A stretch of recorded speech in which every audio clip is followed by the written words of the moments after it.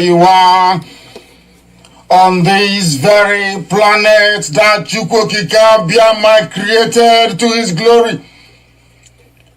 We welcome you to another explosive exposition of the very fraudulent contraption, the very diseased abomination that the British created for the enslavement of the children of light. We have come to destroy. We have come to render asunder. We have come to decimate that very tower of darkness, that very zoological republic, that very cesspit of iniquity and of evil. We have come that the blind may see. We have come that the deaf may hear. We have come that even those who through no fault of theirs, but as a result of having subjected themselves to a very disastrous educational system in the zoo, they have become stupid. Here we have come to enlighten and to educate, without any apologies to anybody, without mincing words, without fear before our enemies, determined and resolute, indestructible, and the precipitous collapse of the zoo is inevitable. Absolutely inevitable. The devil may try all it can. Those who go before them to peddle falsehood, those who go to work for them, those who are the workers of darkness and of iniquity, we can assure them that we are resolute, we are determined, and there is nothing anybody can do to stop this very invade as many times as you like, kill as many people as you like, propagate falsehood after falsehood as many times as you like, buy up every media space in the zoo, go and connive with people in the diplomatic circles abroad, eyebrow consultancy firm in the world, select some diplomats in the zoo and bribe them. Select those you send to the key countries around the world. None of these things you're doing is capable of stopping us. It doesn't matter what you say. It doesn't matter what you write. It doesn't matter the type of chatter you have behind our backs. All those things you're doing is a complete and utter waste of time, because Biafra must come. There is nothing anybody can do about it. That is why we preach this gospel. That is why we propagate this very message of redemption. That is why Elohim said that Biafra will come. You will not fire a bullet, but Biafra will come. Because CHUKWUOKIKEABIAMA has gone before us. And you will hear what will happen to the zoo in weeks and months to come. This is 1 year, 2020. They will never, ever, ever in their lives forget. It does not matter what the enemy does, is irrelevant. Buy over Twitter, buy over Facebook, bribe the British High Commissioner to Nigeria, bribe the US Ambassador to Nigeria, department in America. But there is one thing I want all of us to understand this very evening. We are facing a very formidable array of enemies, both external and within. And we are going to overcome each and every one of these obstacles. That I can assure you, that they may know that the God we worship is an invisible God, not a God that was wrought by the hands of men. For we do not worship idol, and we can never ever worship idol. Is impossible. This very family, this IPOB, belongs to the Most High. CHUKWUOKIKEABIAMA put me hearing, and that is how it's going to be until Biafra comes and beyond to eternity. This evening, I want to place it on record that our enemies are intensifying their attack against us from every corner. I am not saying this as lamentation or complaint. I am only trying to prepare our people for what is to come. You are being prepared for what is to come. The time has come to separate the chaff from the wheat itself. Our march is very, very near. The enemies are trembling, they are quaking, they are doing all they can to try to stop us. But they have failed very woefully, and they will continue to fail. But I want to tell you that we are getting attacks from everywhere all over the world. And very soon, they will buy over some of you.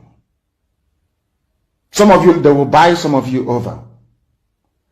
The spirit of Biafra and Ifajuna are still in some of you. When the time comes, they will buy you over. I am not doing this program tonight to ask all of you to be strong. I am doing it to remind you, not that if they succeed in buying you over, you're not going to stop what we are doing. You can't. You cannot. Not in a trillion years. But I need you to appreciate one very simple fact. That at the end of this very race, everybody will testify that indeed CHUKWUOKIKEABIAMA, the same God of Israel, of Abraham, Isaac, and Jacob, the same God of Ehiri in Aguleri, the same God of Umweri, the same God of Ora-Eri, the same God of Owe-Eri, the same God of Arochukwu. Not to be nobody, the true God, one true God. You will know that indeed, not only is he omnipotent, that same God is the owner of this very agitation. No human being can stop it. We have enemies, and we need to be very, very careful, both within and without. Very, very careful. The next 2 weeks will be very pivotal. Next 2 weeks will be very, very important in the life, or should I say, in this very mission that we have embarked upon. The devil will do everything. And you are going to watch spectacularly how we are going to destroy and shame the enemy. That at the end, every glory and adoration will belong to God and not to man. Now let us go and tell you what is happening that some of you do not understand. I want those of you who are hardcore, those who were chosen before you were born. There were some people who were chosen before they were born to agitate for Biafra restoration. This is a message for you. Those who from their mother's womb they were born to do this very work. You must be very, very strong. Because Biafra will open the eyes of black people all over the world. Because Biafra will mean that blacks from America, blacks from the Caribbean, from Southern America, they will all flood into Africa.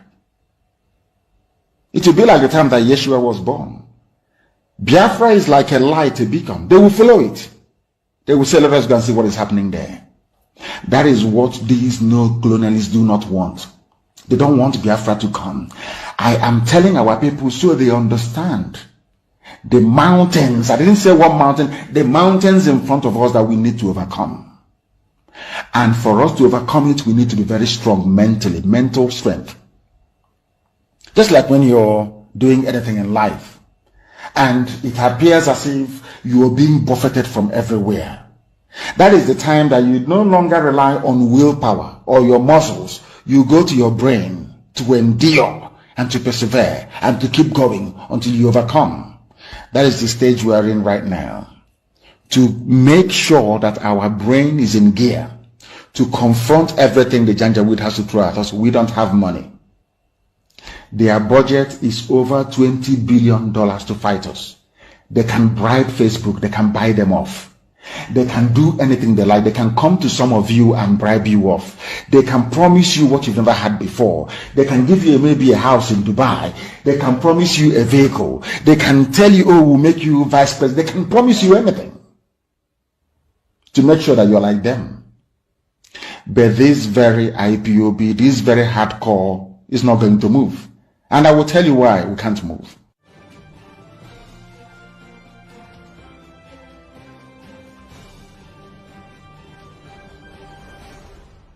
We have tried to live in Nigeria designed by Great Britain and handed to us. We have found it difficult to live in that Nigeria. We have fought a civil war, killed so many people, and still we have the same problems reoccurring. Perhaps the time has come to revisit the very foundations of Nigeria. Nigeria is an evil entity, very, very satanic.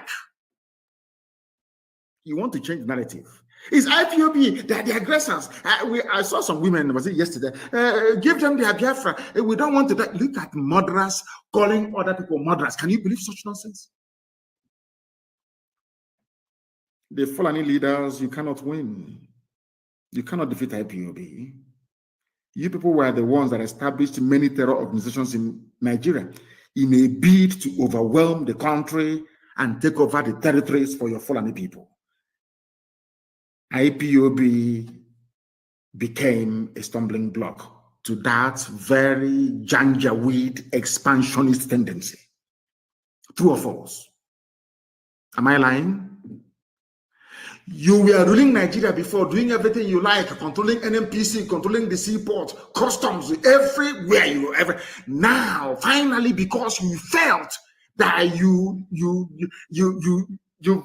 subdued everybody else. Now you can now march on with your foot soldiers into the east because you've taken over Yoruba land. Of course, I know that very well. You came and we said, no, you can't come into this land to take it. Come and do your business and go. You said no. Now, because we defeated Miyetti Allah, you now brought in police and army with official uniform, official badge to come and kill people. And I also want to remind Twitter, because they're listening. Twitter, please. Do you know that in the Nigerian army and police, there are terrorists there? Are you aware that Nigeria actively recruited terrorists, killers and murderers and rapists, and gave them army and police uniforms? Are you aware of that? How can anybody, Yoruba journalists, how can you people in your infantile stupidity refer to Nigeria as having an army or Nigeria police? Or where are those terrorists that they conscripted into the Nigerian army and Nigeria police? Where are they? People without shame, where are they? I'm asking you. Fulani, you want to change the narrative? Of course not. They want to put the blame of insecurity in Nigeria on IPOB. Can you believe that? Can you believe these people? Can you believe them? Can you believe these people? And luckily, as God will have it, they are slaughtering themselves in the north. But IPOB securing the east are the ones to be blamed for the insecurity in the east. There is a clip I want everybody to play, please. Who opposed to them opened his mouth and said, I invited the army to come into Olo. There was nothing happening. Fulani, who opposed to them gave Fulani land in Olo to do Ruga, Fulani settlement. And we said no. We drove the Fulani murderers and terrorists away. Who opposed to them now invited his friends, his masters from the north, to bring in their army and heavy machinery into Olu to kill us. That was how all these things started. All of you have forgotten. Black people in this UG, black, you have all forgotten the Genesis. The same way that all of you that are blaming Boko Haram is a terrorist group, Boko Haram, what they're doing. But when Nigerian police were busy killing their leader and killing everybody else, all of you were just there drinking Fradununu. Doing betting on Chelsea versus Man U. or Liverpool versus Man City. Nigeria army and police will go out and commit atrocity upon atrocity. All of you will be there, you keep quiet. Any day, those people out of anger rise up and retaliate. All of you baboons and monkeys will start writing rubbish. Do you know why? Because you have no conscience, you have no soul, you're a black person, you are the embodiment of evil. Is the truth. I don't care who bans whoever or whatever, I don't give a toss. I must preach the truth. Black people are wicked. By nature, very wicked people. That is why you forget the atrocities that your police and your army always commit. You forget. In a twinkle of an eye, you forget. Our army, our police. Now listen to me very carefully, please. You are blaming ESN, whereas it is the same Fulani terrorists masquerading as headsmen that are responsible for orchestrating all the insecurity in and around Nigeria. Fulani, you have Boko Haram. Fulani, talking about insecurity in the east. Hey. Whereas 91 people were slaughtered yesterday they were killed yesterday. You have the guts. You people have no shame. You have the guts to stand up and be talking about insecurity in the east. And you're a senator from Kebbi State or Kebbi, whatever they call it. And 91 of your constituents were slaughtered. You didn't see it. You are talking about east. Fulani, who formed Boko Haram. Fulani, who formed ISIS in West Africa province, ISWAP. Fulani, who formed Miyetti Yala. Fulani, who formed Ansaru. Fulani, who formed these headsmen and bandits you claim are foreign. Fulani, who brought out murderers and killers and terrorists from prison and gave them military and police uniforms. It is you people.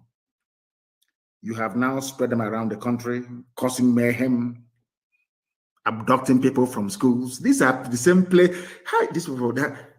Fulani, you think everybody's as stupid as you are? You go, you kidnap students from their schools in the north, you get ransom, you buy more arms, you embolden yourselves. You have the guts to conduct a live press conference talking about insecurity in the East. Don't people have shame? Anyway, you don't. Who are the bandits, or should I say terrorists, taking hostages of school children and demanding ransom? Are they not Miyetti Yala, Miyetti, the chief negotiator? Who are the people destroying farms, raping and killing their victims daily around Nigeria? Fulani. Fulani. You know how they managed to convince some of you is what I find astonishing, despite the overwhelming evidence. How they are defending him. Fulani people are defending him. But you idiots from the south, from the east, you're talking rubbish about your one Nigeria. Whereas a terrorist, a killer, a murderer is in government as a minister. His own people are the people defending him. But you are in the south attacking those who are fighting for your freedom.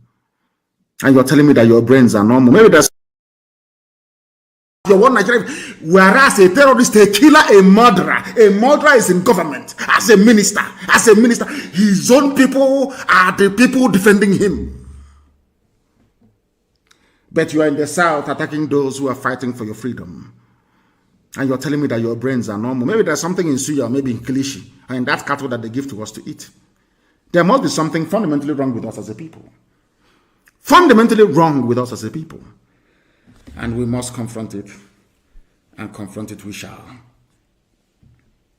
These people lecturing us about no secession, you're destroying the country. You people, you Fulani idiots, you Fulani bigots, you Fulani impostors, you Fulani vagabonds are the same people that welcomed the rehabilitation of terrorists.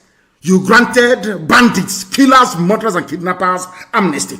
I want Obia not to listen. I want Tripas to listen. I want Tripas, this idiot, Sarikin Fulani of Imo State, who puts them to listen very, very carefully. You people are fools because you cannot listen very well. The same people you're fighting for, killing your own people because of them, they are the ones rehabilitating, so they claim, putting the army that we have today.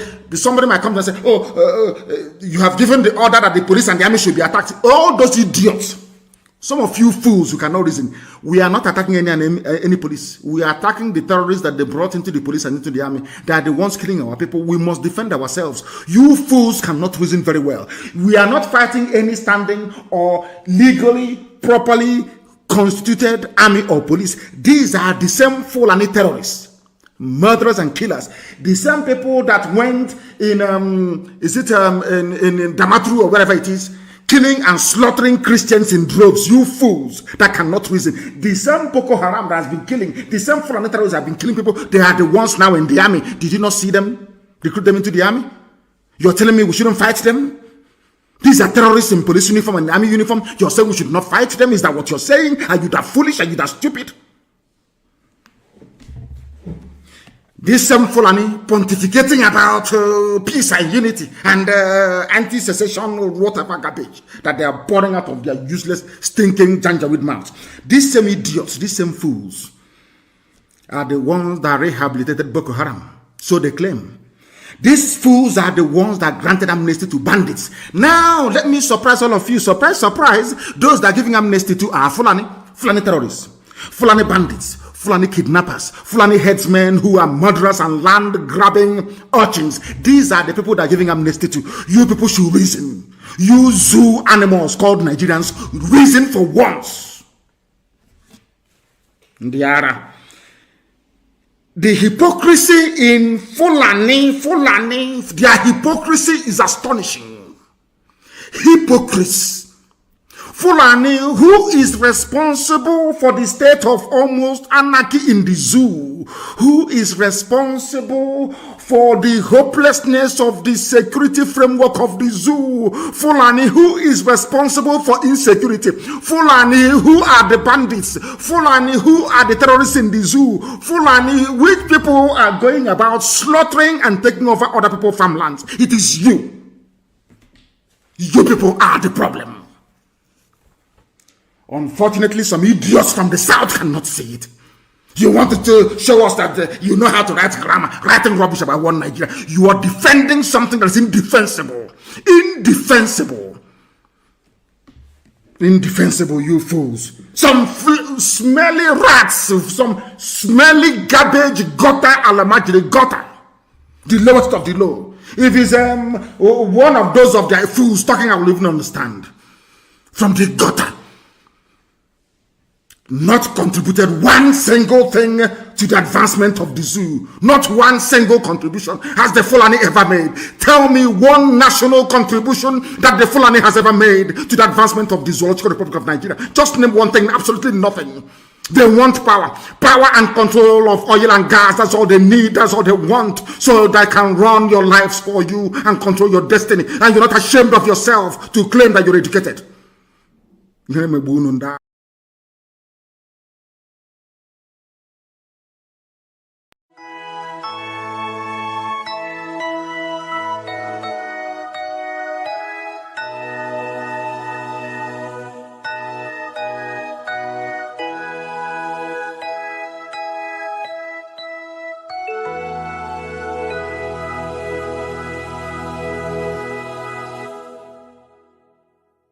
Land of the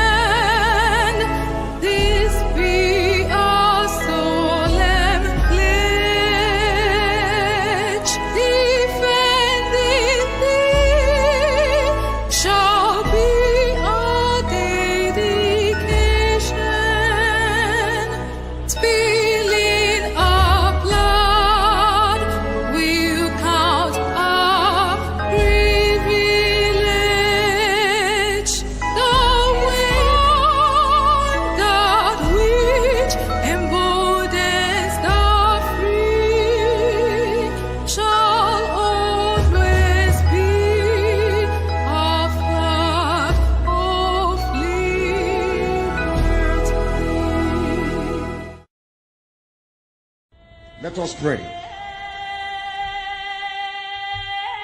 For God in heaven, Almighty Creator, the ancients of the ancients, the maker of the heavens and the earth, you created everything that the mind of a living soul can imagine, but none created thee.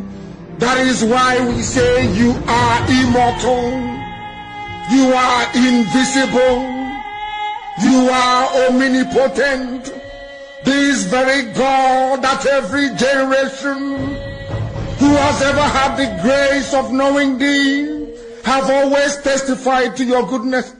That is the same God that we kneel and bow before. This God is our refuge and our strength, a very present help, even in this time of Janjaweed trouble, even in this time of Fulani rage and terrorism. Therefore we shall fear no evil. This IPOB shall fear no evil. Even if the whole world is against us, even if Britain intensifies their effort to cross this very light of hope in sub-Saharan Africa, even though they shake the mountains, even though the seas may rise, even though they may give all the weapons and ammunition to the Zoological Republic, no matter what they do, no matter how they foment their rage, it doesn't matter to us. For God, CHUKWUOKIKEABIAMA, is in the land of Biafra. We shall never ever be moved. This God of the ancients will help us now and forevermore. For Biafra shall come, and this Lord of hosts is with us. CHUKWUOKIKEABIAMA, the same God of Jacob, this same God of Shadrach and Meshach and Abednego, this God that never abandons his people, this same God is our refuge, and we proclaim it unashamedly that this God that we kneel and bow before, we shall worship thee, for Biafra is your promise. Your word is yea and amen. Instead of your word not to come to pass, heaven and earth will cease to exist. Upon this very hope we anchor all our belief that Biafra shall come in our time, and we pray that it comes this very year, that your glory may be made manifest in the lives of men, that we may kneel and bow before thee.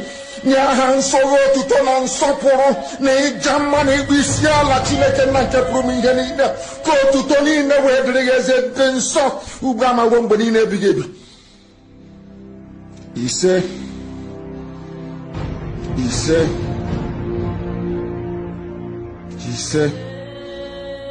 na mmadụ dịrị gị Chineke.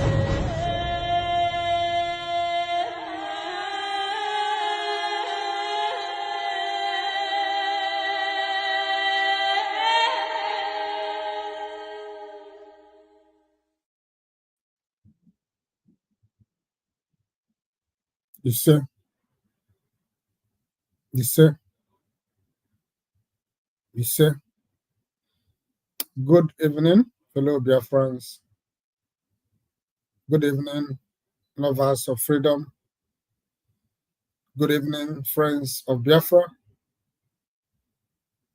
I welcome each and every one of you who have gathered to follow us on this hallowed platform, IPOB Western Cape Media TV. I welcome each and every one of you in the name of CHUKWUOKIKEABIAMA Promihenine. As I welcome you, I want you to welcome others, welcome your family, welcome your friends, welcome your relative, and also all of us of freedom. Thank you for being part of this program as usual. We acknowledge you. We acknowledge your presence. We acknowledge your followership. We do not take your fellowship for granted. We know that you are a true Biafra. That is why you have chosen to listen to us on this platform, IPOB Western Cape Media TV. If you have found yourself here, that means you are a chosen, and indeed, CHUKWUOKIKEABIAMA is kind to you. I want you to know that we are live on all our social media platforms. We are live on our X, we are live on our YouTube, which is IPOB Western Cape Media TV. We are live on our Facebook page, which is IPOB Western Cape. You can make a choice where it will be suitable for you to watch this program this evening. I want you to also understand that we are not here for saga, neither are we here for propaganda. We are not here to do things that is against the soul of IPOB nor Biafra. We are here for the business that CHUKWUOKIKEABIAMA handed over unto us. We are here to continue doing the good job and the job of CHUKWUOKIKEABIAMA, which through Mazin Nnamdi Kanu, he handed over to us. So if you are part of us, I want you to count yourself lucky that you are. And I want you to also, as you are settling down, to kindly share the program. Please share this program on your social media platforms, on your WhatsApp group, on your village WhatsApp group, on your friends WhatsApp group. Share it everywhere that you belong. Like this program, comment on this program. If you are not following us on our X, please kindly do that now. Follow us on all our social media platforms, Western Cape. Also, follow us on Facebook so that we can do this together. This job belongs, this is our job. We all must join hands together to push it, to make sure that it is successful. This is the only platform in IPOB today that has not fallen. The rest has fallen. They have left that which is given to them to do, and they are chasing after shadows. They're either gossiping or they are, doing propaganda and saga and drama and all that. They are not focused anymore. They have been distracted. Their eyes has been taken off the goal, the goal, which is Biafra. But here we stand on that place that CHUKWUOKIKEABIAMA asked us to stand on. We have not moved, and we will never move. We continue to go undistracted. We shall continue to remain focused, eyes on the goal, which is Biafra. We shall continue to create awareness according to the purpose that we are here.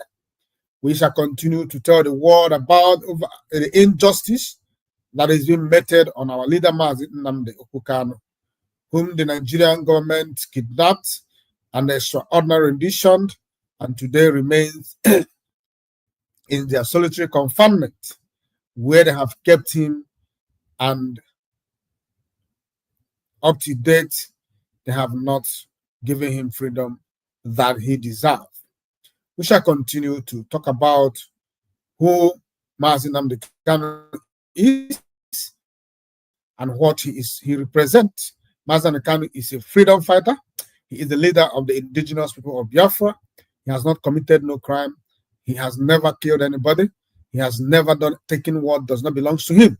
He only spoke for the interest, for the good of his people. And today, he is being held incommunicado. He's been held in solitary confinement. He has been placed and subjected to illegal trial, which has been going on since the beginning of this year. So I welcome you, fellow Biafrans. As you are seated down, like I said before, please share this program. If you have not, comment. and make sure that you like the program. Maybe this is your first time seeing us. This is IPOB Western Cape Media TV. Here we speak nothing but the truth. We are without fear nor favor. We are fearless before our enemies. We are not here to represent any individual, but to represent and to defend our motherland, Biafra. Because for us, it is Biafra today, tomorrow, and forever. If you are offended by our resolve, we have no apologies for that. Mazi Nnamdi Kanu is the leader of the indigenous people of Biafra, IPOB, worldwide, and his position is incontestable.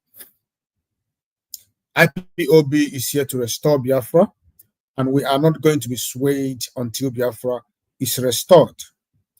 Welcome once again to IPOB Western Cape Media TV, saying it the way it is.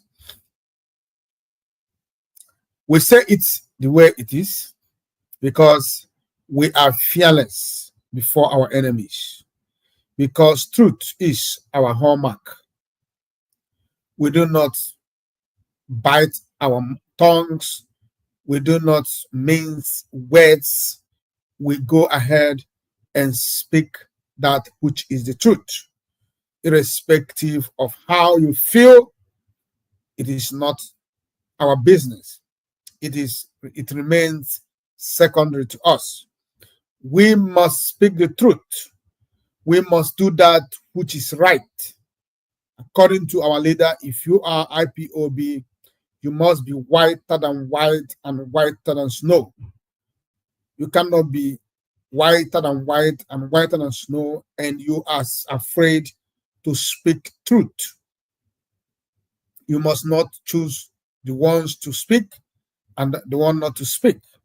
It is a mandatory for you as IPOB to always speak the truth, stand on the truth, irrespective of who is offended. I am not here to massage your ego. I'm not here to make you feel good about yourself. I'm not here to lie to you. I am here to say that which is true, because they say you must know the truth shall make you free. If I lie to you, I lie to myself. If I tell you the truth, I'm also telling myself the truth. So, this is where you are, and we are not going to change the policy. It remains.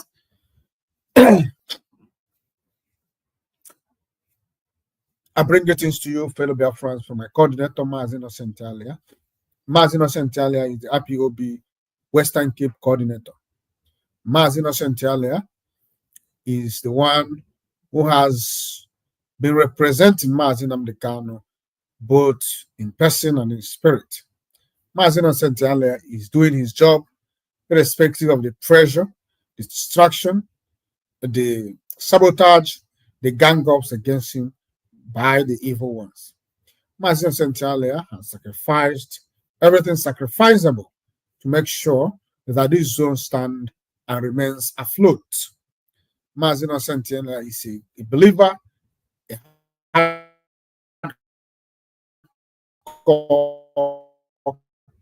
resolute, protected on this path of the world. I bring it to you from the executive of IPOB Western Cape. Behind every successful and strong leadership is a strong and successful executive.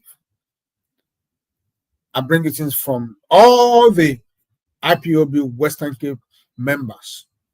We are all together fighting to make sure that this zone remains what it used to be. The best, the most focused, the most articulated ones, the most daring, and the most cleanest of them all. IPOB Western Cape is where we all belong. I am Mazi Nnamdi. I am your host, and by the special grace of CHUKWUOKIKEABIAMA, I am the Parklands Unit Coordinator. I'm a Biafran. I believe in Biafra. And I say that there is nothing as sweet, as wonderful as being a Biafran. I'm so happy. I'm so joyful. I'm so grateful that CHUKWUOKIKEABIAMA made me a Biafran. And I want to tell you one thing. If we fail to restore Biafra, as CHUKWUOKIKEABIAMA has given it into our hands, then we will be not just a failure to ourselves, but to our generation to come and to CHUKWUOKIKEABIAMA who brought us here to do this job. I believe that Biafra is the solution to our problems. I believe that Biafra will settle all the marginalization, all the confusion, all the identity crisis, all the economic stagnation, all the social degeneration that our people are suffering, both cultural, both spiritually, and both physically. Our people has lost it. Our people has failed in every ramification of life. And the only solution, the only remedy, as it stands today, is the restoration of the sovereign state of Biafra. And that's what is restored. Let us do away from all kind of evil intentions. Let us purge our hearts of envy, jealousy, and greed. Let us remain focused, believing that he who calls us to do this job is willing to deliver it into our hands only if we could follow him according to his dictates, according to his will. I say to you, good morning, good afternoon, good evening, good night to some of you, depending where you are watching me from this evening. Before we continue, we have to give honor to whom honor is due. We have to welcome our leader, Mazi Nnamdi Kanu, to our midst. We have to give him that honor to be among us this evening. May we welcome our leader, Ahmadike One of Biafra, the one who has stand and refused to fall, the one whom gathered us, and the reason we are here today. He is fighting, leading from the front. His name is Mazi Nnamdi Kanu. Onye isi anyị nnọọ. Obodo kenenu Kanu, Nnamdi Kanu, Nnamdi Kanu, Ahmadike. Kanyi kenebenu Kanu, Nnamdi Kanu, Nnamdi Kanu, Ahmadike. Ahmadike Biafra, Nnamdi Kanu, Nnamdi Kanu, Ahmadike. Ike agwụgo ndị ilo iyo, Nnamdi Kanu, Nnamdi Kanu, Ahmadike.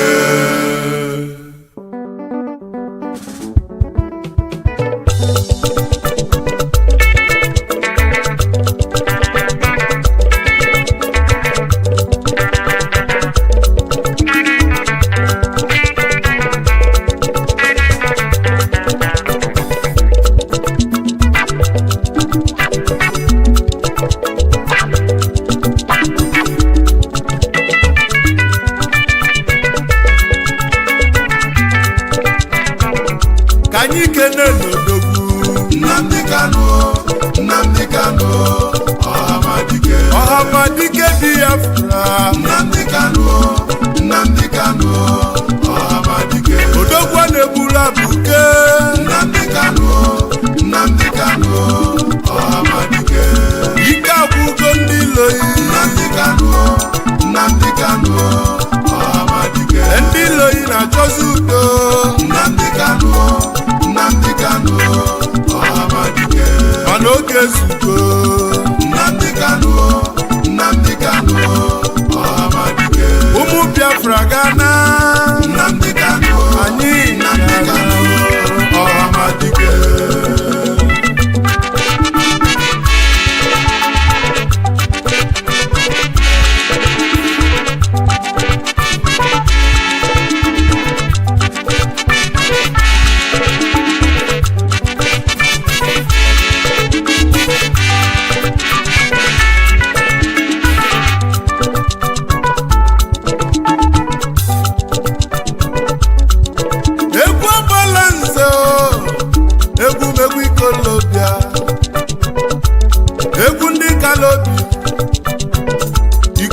Nigeria bi n'obodo a mmadụ anọzikwa ya egwu ndị kolobia o Biafra bala anyị obele nwa onye falibeku Chukwu zitere anyị ya Chukwu okike abịama zitelie ka ọ bịa tọpụ ụmụ Biafra na-abụ ka ọ tọpụ anyị na-abụ Naijiria Chukwu zitere anyị ya ma ndị lofa jụziri ajụ mana anyị nwekwa mmeri babụlụ obele nwa na 2015 ụbọchị enyanụ anyị wee bebe ife dị n'ime ya anyị wee jebe ụlọ ikpe chọbazie ndị kpọrọ anyị na mkpọrọ ndị kpọchiri anyị ka anyị na-achọ anyị afụrụ ofe ọnụ n'ụwa gị marụ afa na-agbazi ọsọ na-achụzi ife mana afa marọ na anyị nwe mmeli n'ife ọbụla anyị tinyere aka n'ụwa na-agala anyị ya ka anyị ji bụrụ ụmụ Chukwu okike abịama Nnamdi Kanu kedụzi ife mesilu mee odogwu na-egbula buga abatago obodobo nwa onye afara ife agbala nze na akpọghị onikalata ife mena ihe ole n'ụwa ka ibili ị ga-adị ndụ ole n'ụwa fụ Biafra His Majesty onye olu mba n'ụmụ na-ekwu akụọ m ọfọ na nene ị ga-afụ ife ọma ebe isi na anyị ga-enwere onwe anyị wee bulie n'isi ife ọma ga-abụ nke iyi ngwanụ kenenu Kanu Nnamdi Kanu Nnamdi Kanu Ọhamadike Biafra Nnamdi Kanu Nnamdi Kanu Ọhamadike abala nze na-egbupụlụ iri Nnamdi Kanu Nnamdi Kanu Ọhamadike eze nkoto nkonyilu mkpuchi Nnamdi Kanu Nnamdi Kanu Ọhamadike kịtịkpa gbala ni ọghọlụ mbuze Nnamdi Kanu nwa Kanu Nnamdi Kanu odogwu Ọhamadike. You're welcome back. Now that we have welcomed our leader, this program is officially open. Fellow Biafrans, you know, today being 10th of August 20, let me check if I'm correct about the date. No, 11th, sorry about that. Today is 11th of August 2025. It will be approximately 2 months before Mazi Nnamdi Kanu will appear before the Ariba judge, Justice Omotosho, in High Court in Abuja. If you remember, the judge adjourned this case even after shouting accelerated trial. At the end of the day, they could not accelerate the trial anymore.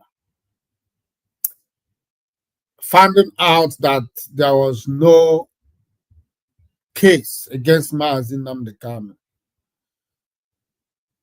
finding out that there was no ground to convince Mazi Nnamdi Kanu.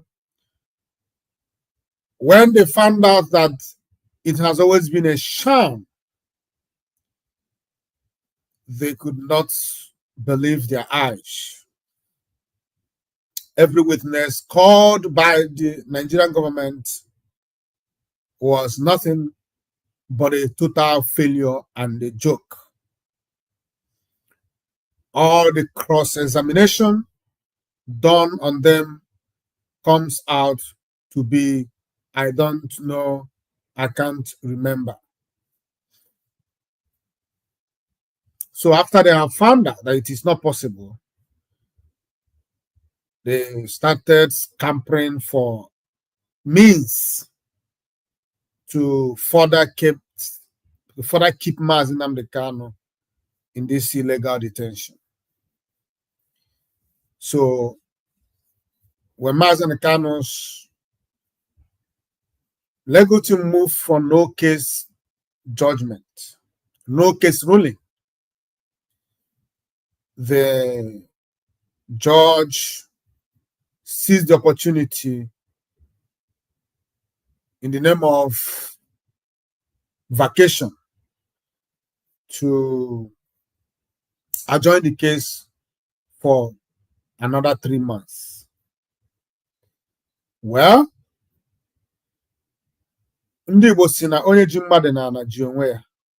When you hold somebody on the ground, automatically you are also holding yourself. The truth is, if you stand up, the person will definitely stand up too. But if you refuse to let the person go, both of you will be under.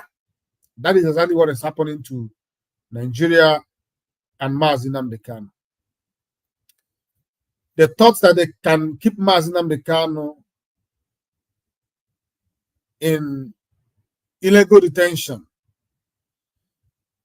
Well, the problem is you will not have peace while you're keeping Mazi Nnamdi Kanu on that illegal detention.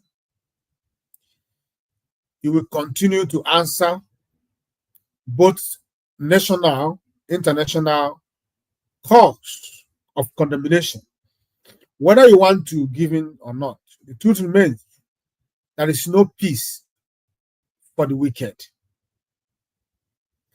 Mazi Nnamdi Kanu is not ready to play that useless balls with you. He only asks for referendum. Referendum is not a crime. He has not taken arms against the government of Nigeria. He has not, which Nigerian government has proved it by displaying that shameful thing they called witness in court. Mazi Nnamdi Kanu has not committed any crime. Why are Nigerian government still keeping him? Why have they refused to let him have his freedom? Why have they decided to break all known laws, both local and international, to continue to put Mazi Nnamdi Kanu in this illegal detention? But anyways, come October, we all shall be alive by the grace of CHUKWUOKIKEABIAMA, and we all shall witness another shameful, disgraceful outing by the Nigerian judiciary and the Nigerian government. The Nigerian judiciary is not alone. They have colluded with the executive arms of government. They are not alone. They cannot make decisions on their own. They are not alone. But in see this Mazi Nnamdi Kanu's case, that will be the end of their impunity. Because whatever they do, it is already against them. The equation is against them already. Eyes are on Nigerian government and judiciary. And at the end of the day, we all shall be here to witness whatever that they will do on that day.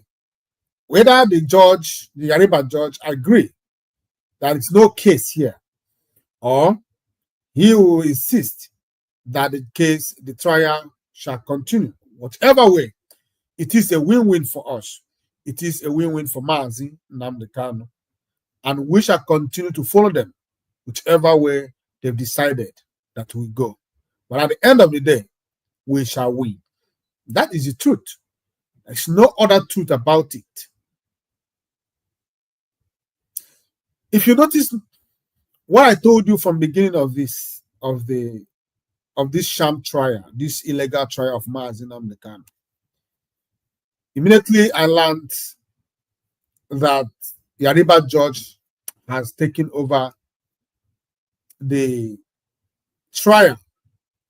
Some people breathed sign of relief, but I am exceptional. I am different.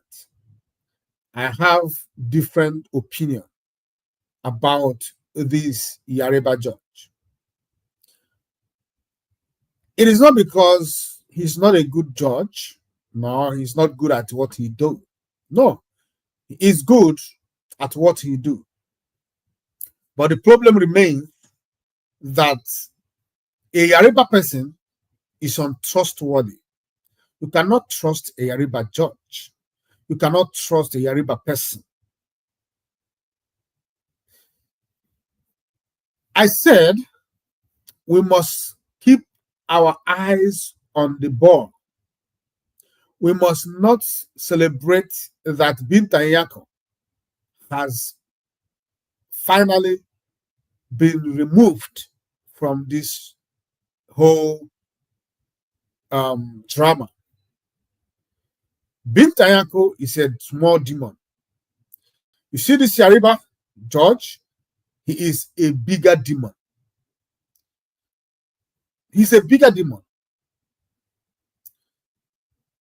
If you remember, it was Binta Nyako that granted Mazi Nnamdi Kanu bail in the past, before she entered that demonic deal and started dining with the enemy. But you see, Yariba George, I see it as an opportunity for the Yariba people to continue to show their wickedness, their resentment, their hatred for Ndi Igbo.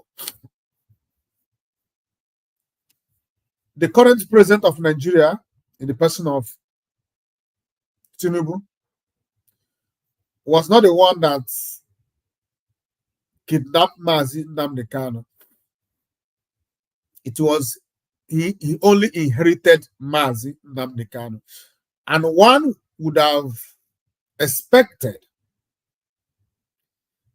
for the interest of peace, for the interest of unity, for the interest of reconciliation, that this man called Tinubu would have called Mazi Nnamdi Kanu and negotiate with him, speak with him, and release him. But he couldn't have done that. Because if Awolowo could not do it, if Awolowo could master the plan of starvation against innocent Biafrans, children that ended up taking the lives of over 3 million children, then what do you think we do in this 21st century? The hatred for Ndi Igbo, the hatred for Biafrans in the heart of these Yariba people, it is real. It is very, very real. It is not a joke. The earlier you know this, the better for you. The problems that we have as a people, as Ndi Igbo in particular in Nigeria today, originated from the Yariba tribe. They are the problem of Ndi Igbo. They hate us with everything in them. The envy they have for us, because we are not in the same level, both spiritually, physically, and otherwise. They're always in competition. with us. I am not against the competition, but the nature, the manner of the competition is what troubles me. It is very, very unhealthy one. Unhealthy competition Yoruba people have against India. They don't want to compete on a fair ground. They don't want to do that. They want to get over us, whether by hook or crook. Any means possible. And that is why I believe that we as Ndibo, we as Biafrans, if we want Mazi Nnamdi Kanu, if we want this Yoruba judge to do the needful, we must make sure that we expose everything exposable. We shouldn't just go and relax, thinking that a Yoruba judge will do simple verdict, good one, justice for Mazi Nnamdi Kanu. If that would have been possible, Tinubu would have freed Mazi Nnamdi Kanu.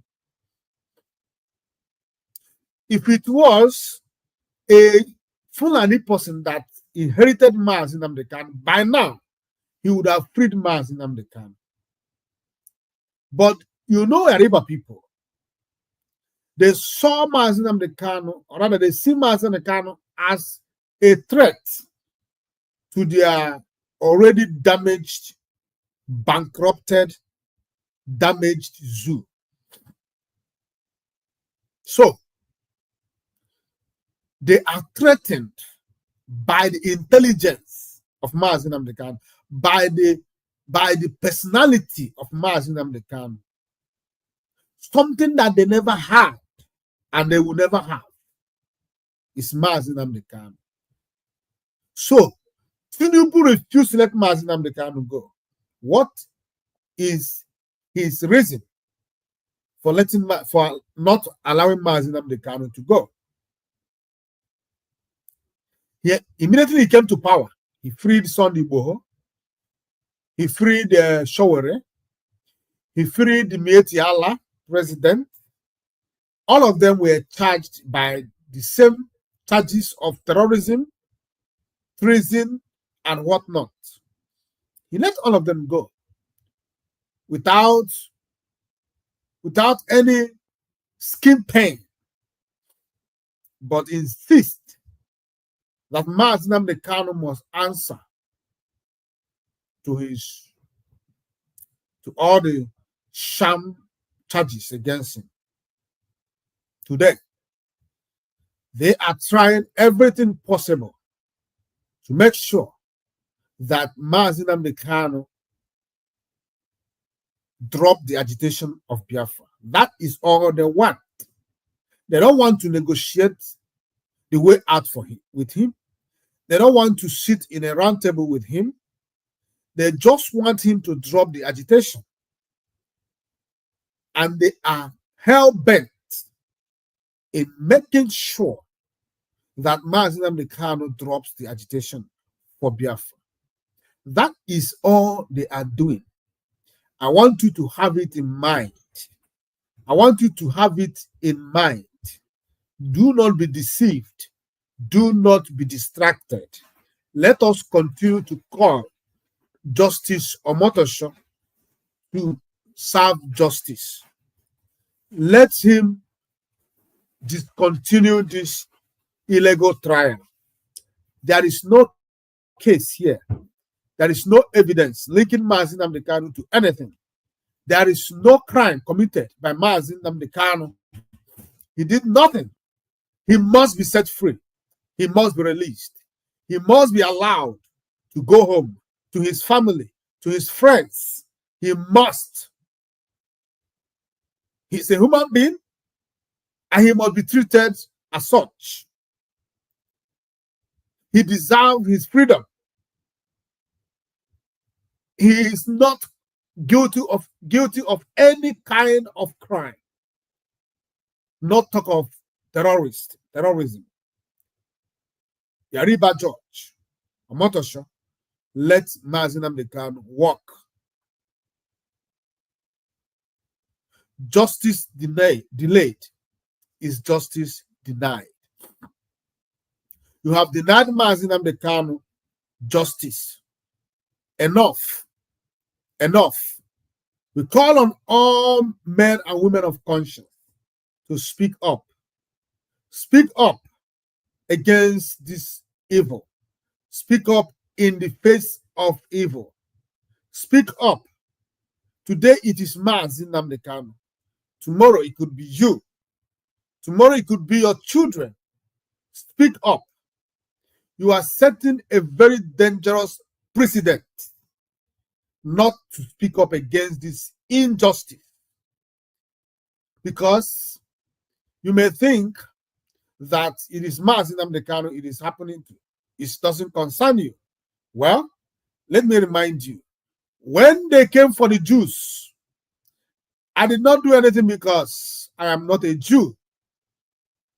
When they came for the union, I did nothing. I speak not because I was never a union member. They came even for my neighbor. Well, I don't have to speak. But today, they have come for me. Nobody's left. No one left to speak for me.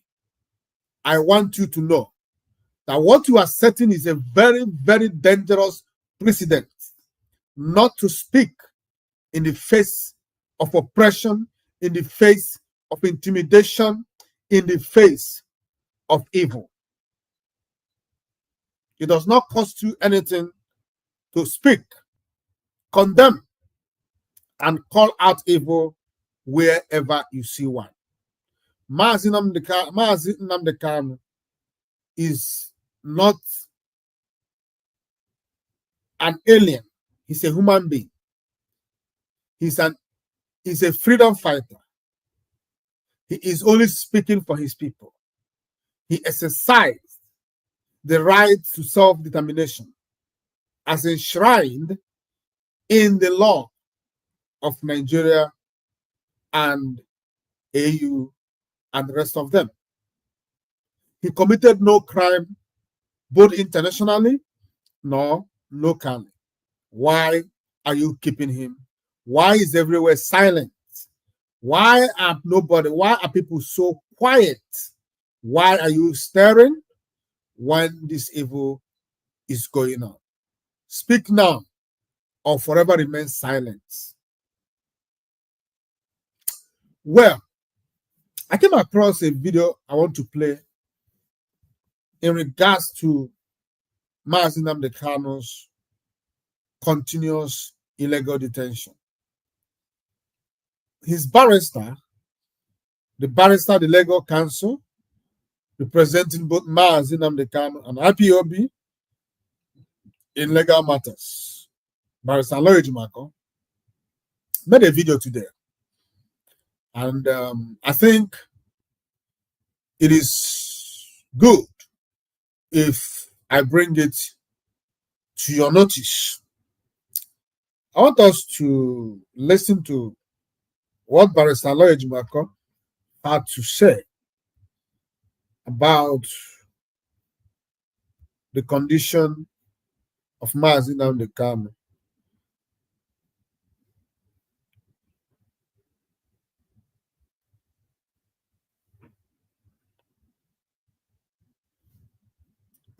Oh, excuse me. Give me a sec. I thought I brought it here already. Let me see.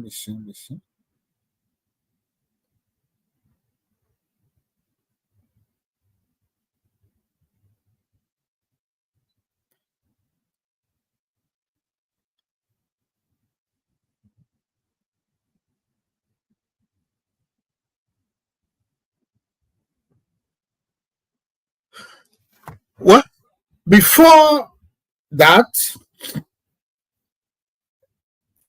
let me remind us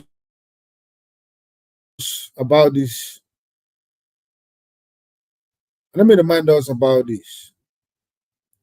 So, you know where we are. experience with you when I was state director in Bauchi. Most of you will remember an incident.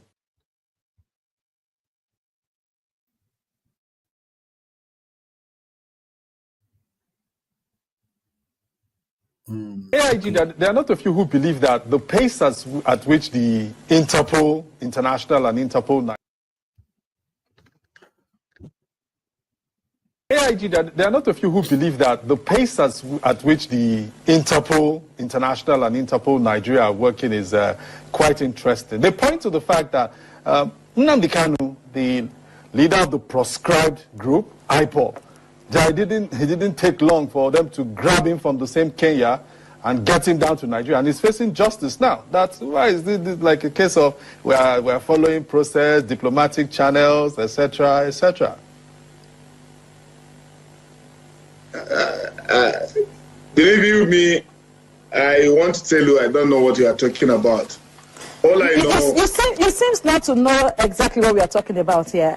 No. You are bringing an issue that Interpol is not aware of. You know, let me define the role of Interpol so that you can understand. Interpol is an international police organization that assists law enforcement agencies within the 196 countries to look for a fugitive that runs or is hiding. And if you look at all the other fugitives that are brought to face justice in Nigeria, they have the link, those who are involved with Interpol.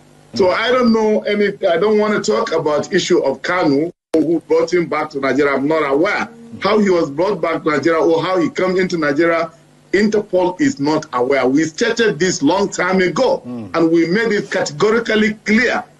So it's not a question. There are what we call police-to-police relationship, international police cooperation. Another police, it does not necessarily bring Interpol. If one police and another exchange a suspect is running from them, they can have an international police cooperation that out of the scope of Interpol. But however, if a notice is given to an individual, like blue notices, when the inmates in Kuje prison escaped, we did a biometric capture of those suspects, and we shared it with international communities. We shared it with our law enforcement agencies. Many of them were re-apprehended because we have their biometrics. Now, in the issue of red notice, where a red notice is issued under the federal court that issued that notice of arrest, that is warrant of arrest for such international, it will go to the Interpol, we'll process it, we'll look at it, we'll look at the charges, and then we'll issue a red notice. On that red notice, we bring back the culprit to face justice because all the 196 countries will be looking for that individual. Would sincerely like to thank you, retired Assistant Inspector General of Police, Garba Umar, who is currently the Vice President of Interpol Africa Region. Thank you, sir, for coming on the News Hour. Thank you for having me.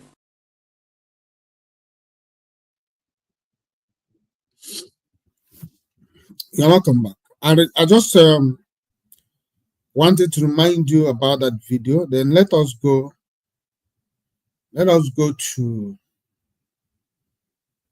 the video that I wanted to share. Let us go. Remember that video very, very well. Now let us listen to this and compare. So today I'm wearing two hats. I'm speaking on behalf of Nnamdi Kanu.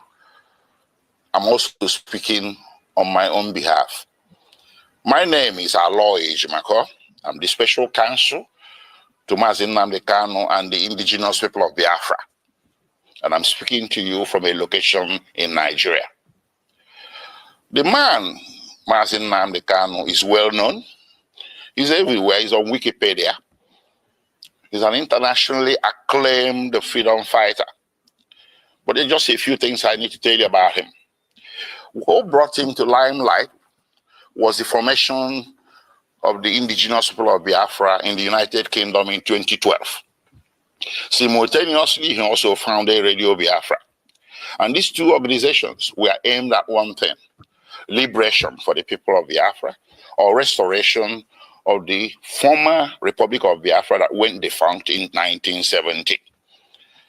The right to self-determination is a right that is guaranteed internationally, domestically, and continentally.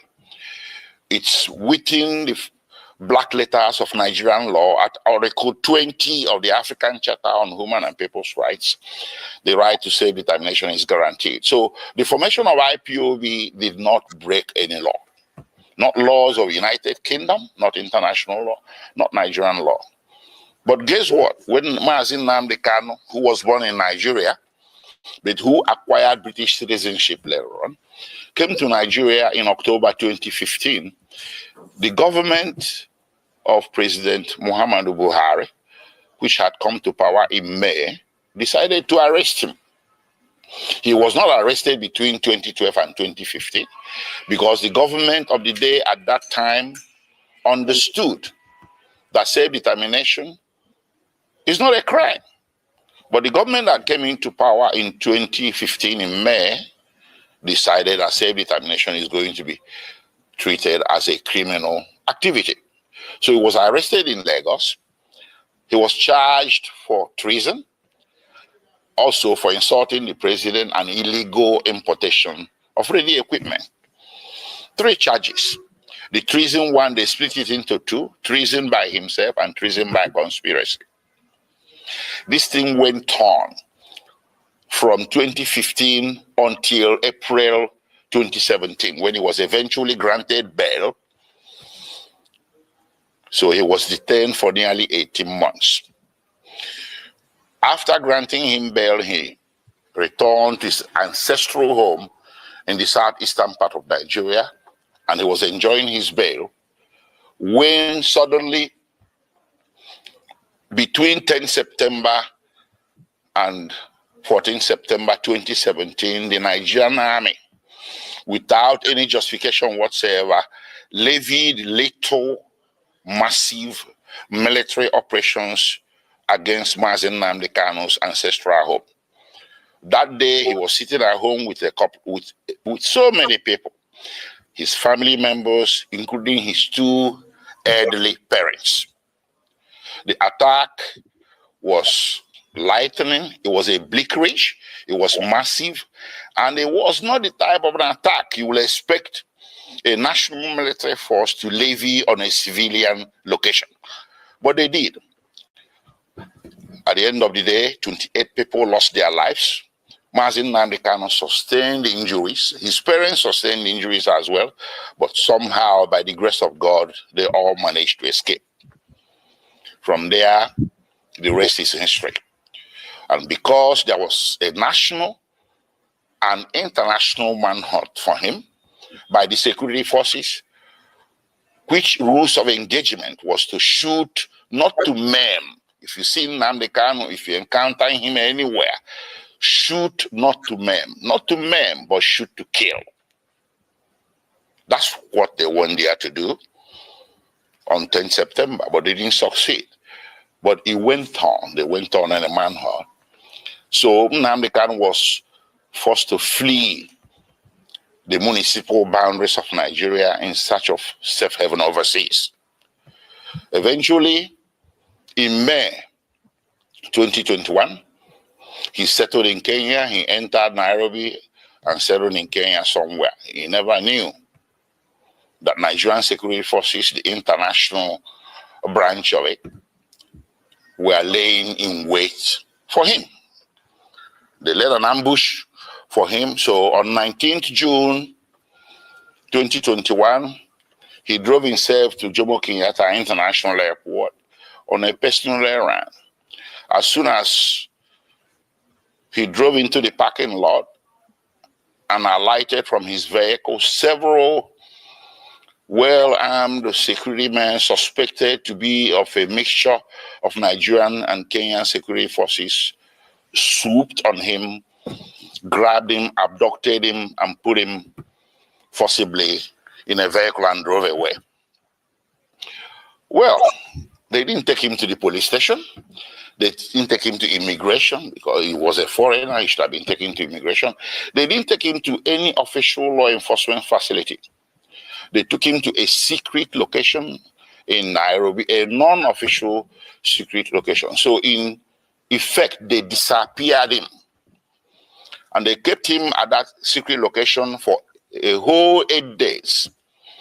And those 8 days, he endured horrendous torture. All these are matters of record between the various tribunals and courts before whom this matter has been brought. I cannot begin to give you all the details. Horrendous torture in violation of basic human rights, in violation of the laws of Kenya, Nigeria, and the international community.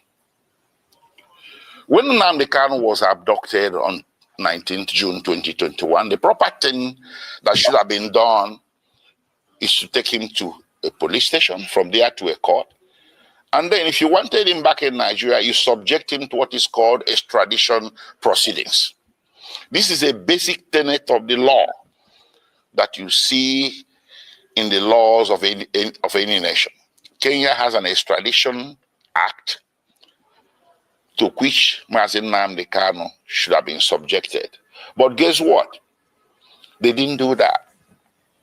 They rather disappeared him for 8 days, tortured him to their heart's content.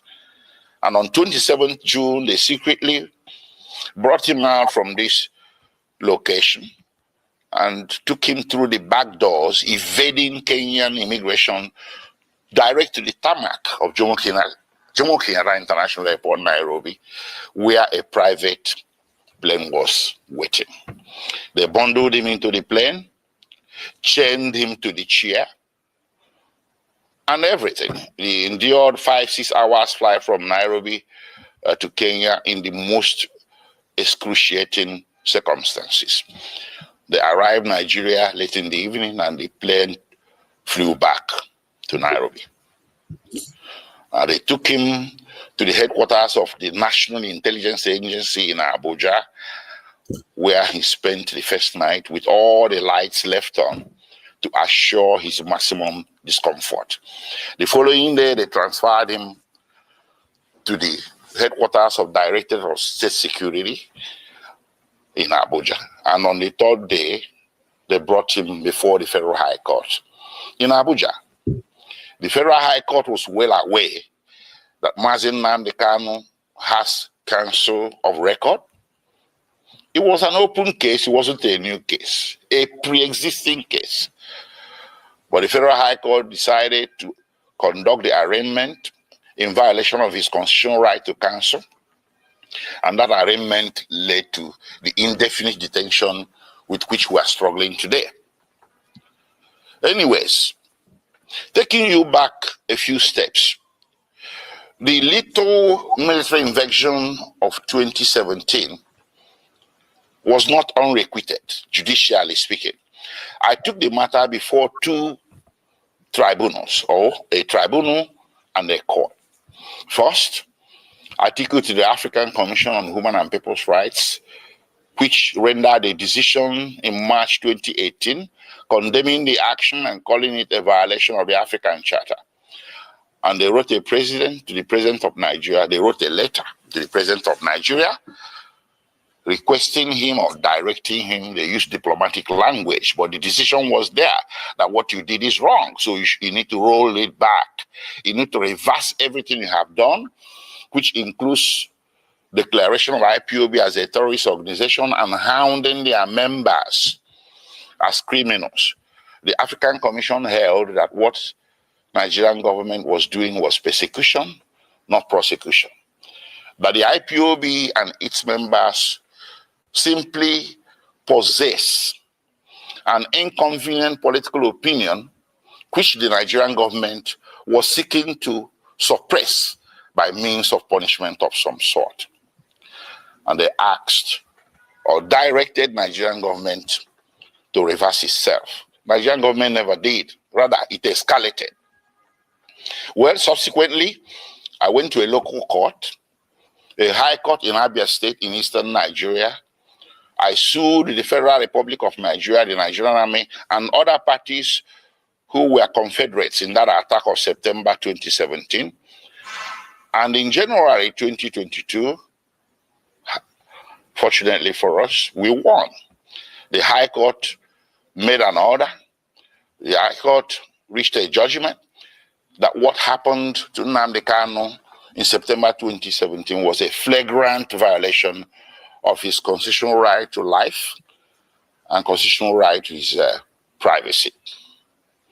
And the court proceeded to make an order ordering the federal government of Nigeria or Federal Republic of Nigeria to pay him a compensation of 1 billion Nigerian naira, which is over $1 million US. The court also ordered the Federal Republic of Nigeria and the President of Nigeria to issue a public apology to be published in 3 national Nigerian newspapers to Mazi Nnamdi Kanu. None of this has happened. So we kept that aside. So when they brought Mazi Nnamdi Kanu forcibly from Kenya without extradition proceedings, I characterized it an act of extraordinary rendition. Initially, there was a misunderstanding, a broad, widespread misunderstanding by vast majorities of Nigerians who were mouthing the cliche, Mazi Nnamdi Kanu extradited from Kenya. No, that was wrong. It wasn't. I told people it wasn't. It was extraordinarily renditioned or rendered, and that is against international law, Kenyan law, and laws of the Federation of Nigeria. So while his criminal trial was making its way slowly at Abuja, with all the several amendments the government was bringing, they walked away from treasonable felony, insulting the president, importation of radio equipment, and bam, to terrorism. That's how it happened. And they did this 7 times, 7 amendments.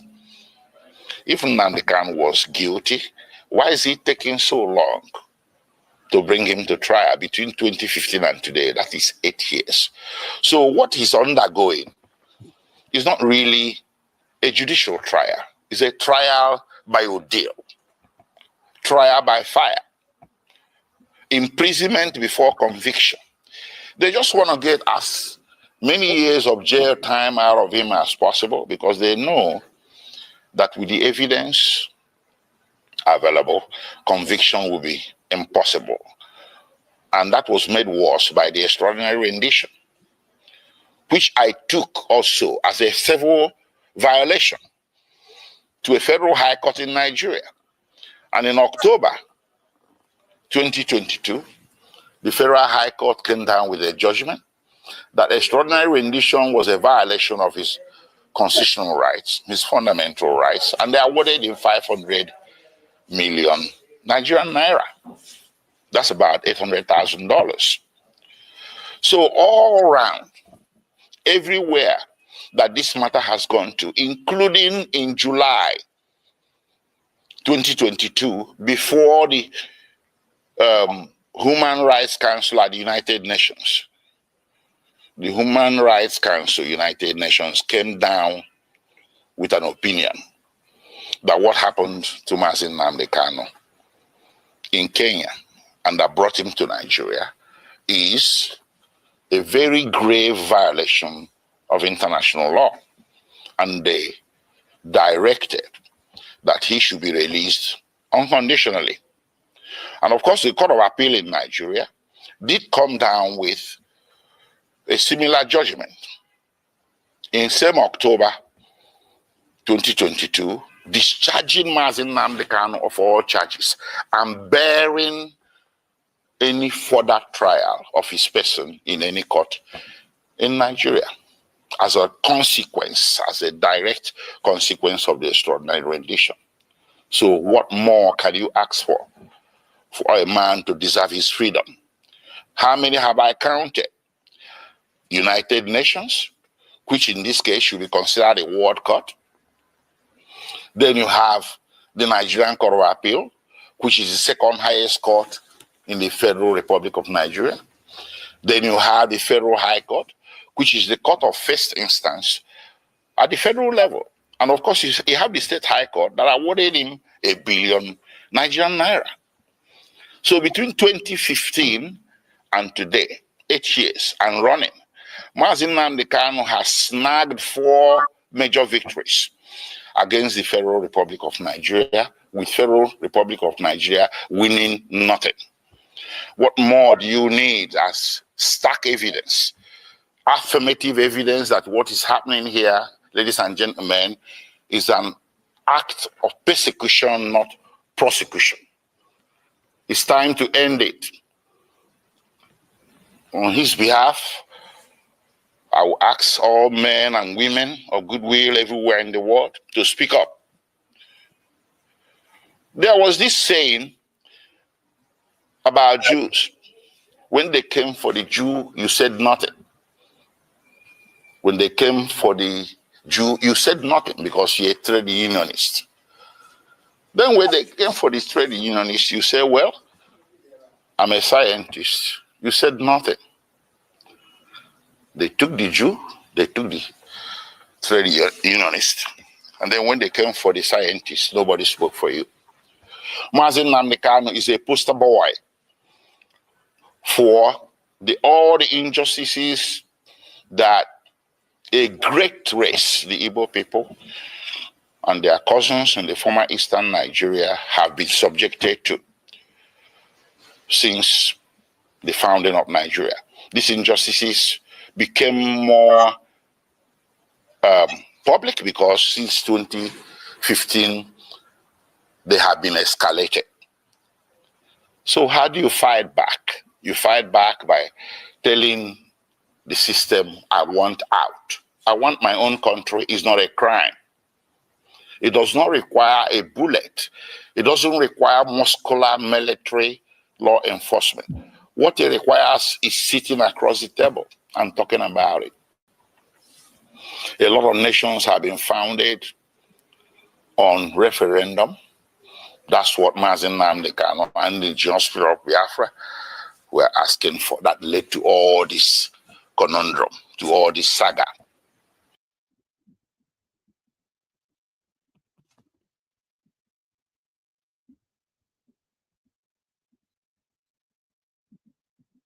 You are welcome back. You heard him very, very clear. Eh? He was on point from the beginning to the end of that video. And that has always been our belief. You heard him say, if Mazi Nnamdi Kanu has committed any crime known to law, it wouldn't have taken Nigeria over 8 years to convict. The reason that Mazi Nnamdi Kanu has not been convicted by the Nigerian government is because there is no place to convict him. There is no ground to convict him. He said something very, very remarkable too. Now all they're doing is to try to keep him in prison for as many years as they could. Keep him. They're trying to break him. They're trying to subdue him. They're trying to bend him. But the man, Mazi Nnamdi Kanu, remains strong and standing firm. He gave you comprehensive analysis on how he was kidnapped, tortured, extraordinary renditioned, drugged, and brought back to Nigeria, kept for many days before bringing him to court. They did not alert his legal team of the at that time, which was Ifeanyi Ejiofor. He was not alerted. Nobody told him. The court didn't request for him, for Mazi Nnamdi Kanu's representatives to be around. No, they went on and did their abracadabra, and today this is where we have come to remain. He listed series of victories of Mazi Nnamdi Kanu over Nigerian government on this particular case. If Nigeria is not shameless, if they still have anything left in them, they would have left Mazi Nnamdi Kanu very, very long time ago and quietly.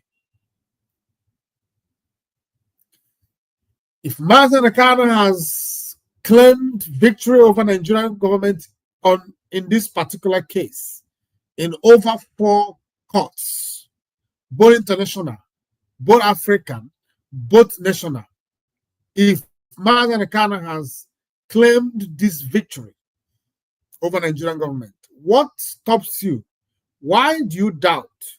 Why do you think that he will not claim victory in this court of justice or Motosho? I know that it is not going to be possible. I have explained why it's not going to be possible.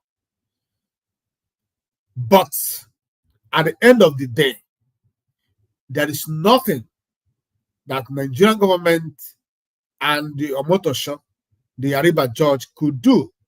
The only solution left for them would have been to let Mazi Nnamdi Kanu go. That is exactly where we headed. That is exactly where it's going to end. It does not matter those. Some people will come to live program, they will be talking rubbish, they will be calling you criminals and saying that Mazi Nnamdi Kanu deserve what he's getting or what he has gotten or something like that. But the fact remains that when you ask them what is that thing that Mazi Nnamdi Kanu did, they will open their mouth and close it without saying a single thing. It is enough. It is not enough for you to hate or to dislike a person, or it is not enough for you to hate his God. It's not enough.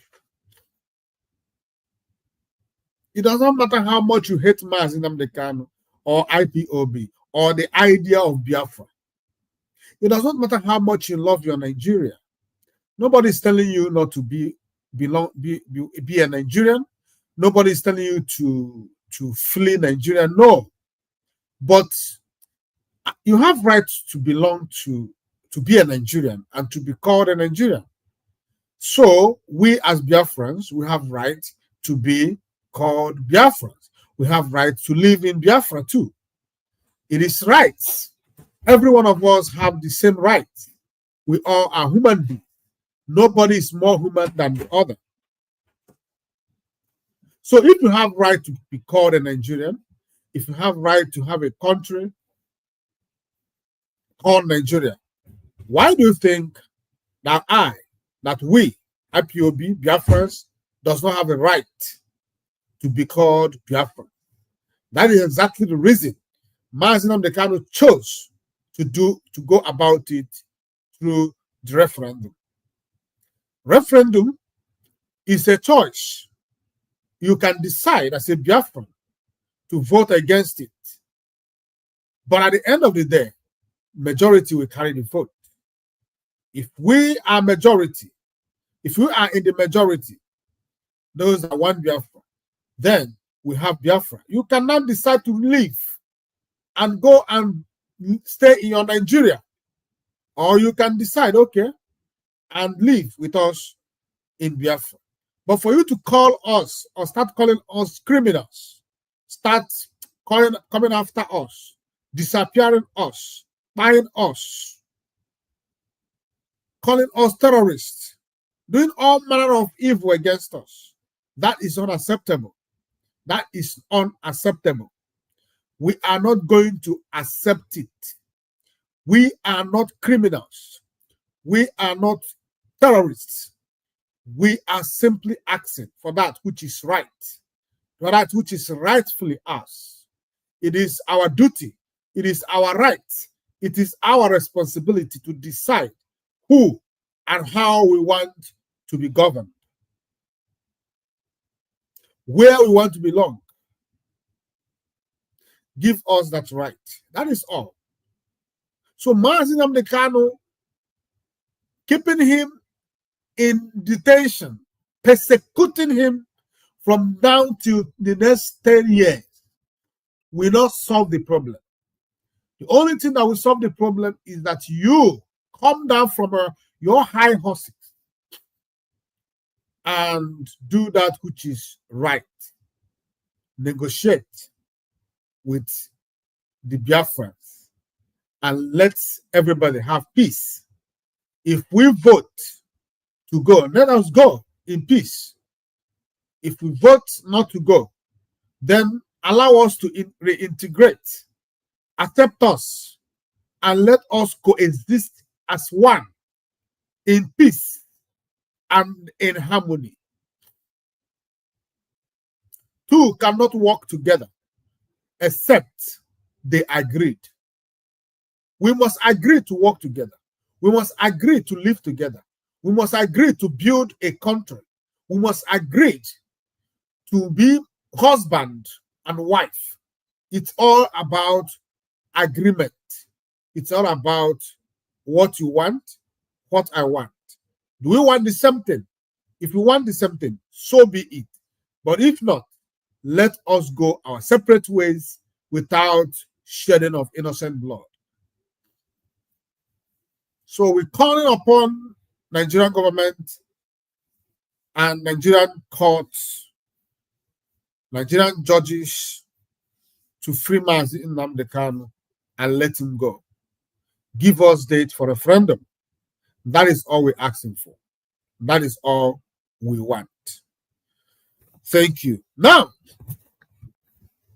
I'm going to do something differently. It's not differently per se, but there is a video I saw on social media, and I decided that it will be good if I bring it to your notice. It's very long. It's a long video. I think after that we're going to end the program. But I want you to listen to this video, and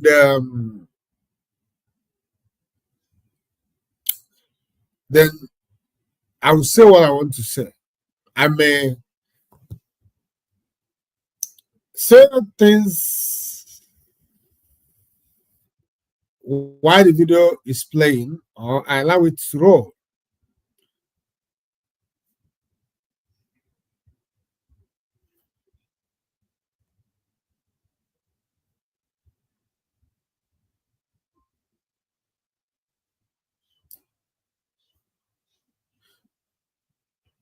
But before that, there is a video I want to play. Let me play this video first. Let me play this video.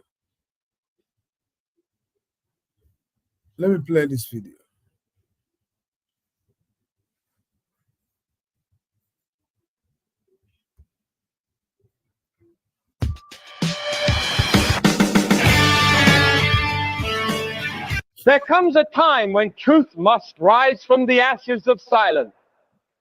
A time when the voice of the past breaks through the walls of history and shouts into the present. That time is now. That voice is the voice of the Igbo people, a people so powerful in spirit, so unbreakable in will, that even the mighty British Empire trembled at the sound of their name. They didn't fear the Igbo because they were violent. No. They feared the power of their mind, the strength of their unity, and the depth of their culture.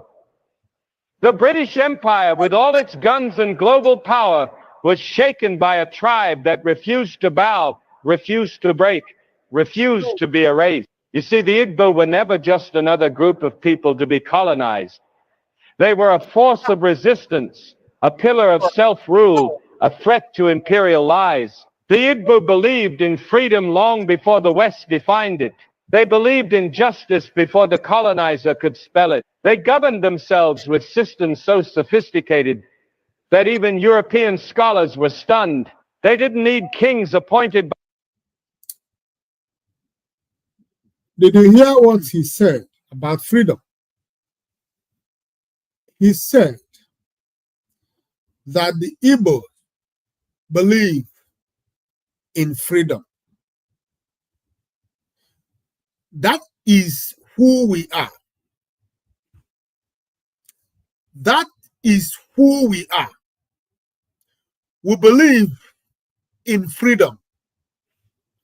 That is why our ancestors, in one of the adage, they said, Ewe bere, ugo bere. It portrays freedom. Let the great be, let the small be. Nobody should oppress another. That is what Ndi Igbo believe from the foundation of the world. We do not believe that any man is more greater than another.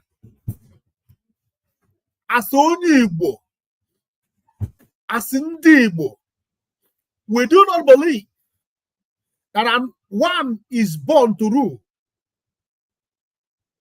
We believe in equality. We believe in justice. We believe in equity. That is why we say, Ewe bere, ugo bere. Let the eagle perch. Let the kite perch. Everybody must be given the right of existence, the right to freedom, the right to exercise the freedom. That is why in Nigeria today, it has always been us, Ndi Igbo, who always stand against tyranny, who always stand against oppression, who always stand against things that is against freedom of the people. That is why it is as if we are rebellious. We hate injustice. We cherish freedom. That is exactly what this white man is saying. This particular video, if you can, as you can see, has predated Tinubu and the rest of them. This video is a very, very, very long ago that this man made this comment.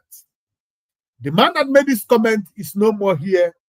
He is late, but his words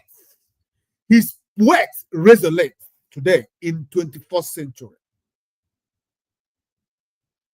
What you see Mazi Nnamdi Kanu doing is what Igbo people are known for. The spirit of our ancestors is in Mazi Nnamdi Kanu. The spirit of our ancestors have possessed Mazi Nnamdi Kanu. The great Igbo nation has resonated on Mazi Nnamdi Kanu. He is not in control, but the forces behind him. That is why he is resolute, unbreakable, uncrackable, and unstoppable. That is why the Fulanis are afraid of him. That is why the British government, as always, cannot stop Mazi Nnamdi Kanu and IPOB. Let them try. And if Mazi Nnamdi Kanu is no more here, one who is greater, one who is more formidable than him will appear. It is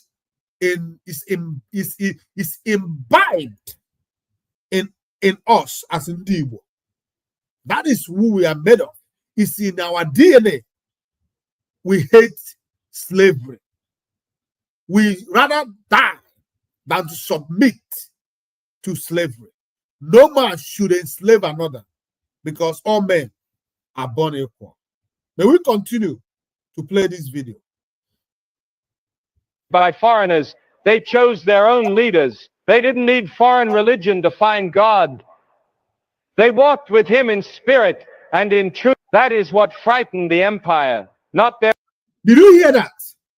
So many people, liars, people who do not know. This man is not a black man. This is a white, he was a powerful crusader of his time. Did you hear what he told you now? That we were not taught, nobody, no white man taught us who God is. We knew him and we walked with him.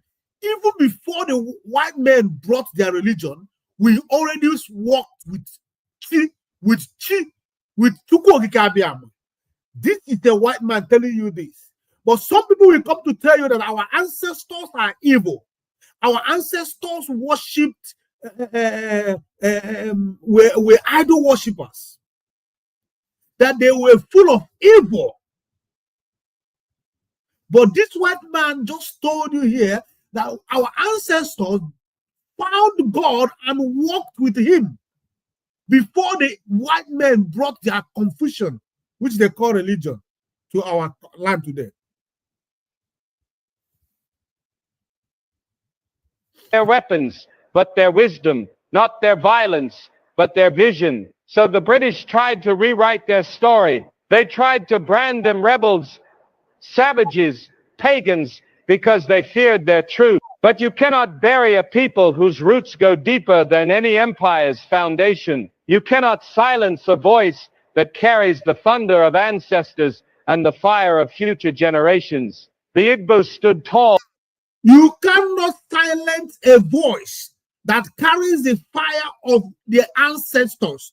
That is Mazi Nnamdi Kanu for you. The reason they could not break Mazi Nnamdi Kanu today, the reason Mazi Nnamdi Kanu is still standing today, the reason Mazi Nnamdi Kanu is still waxing strong, even in detention today, the reason he is still feared, why in detention today, is because he carries the fires of the ancestors. The fire that is burning in Mazi Nnamdi Kanu is beyond him. He could not control it.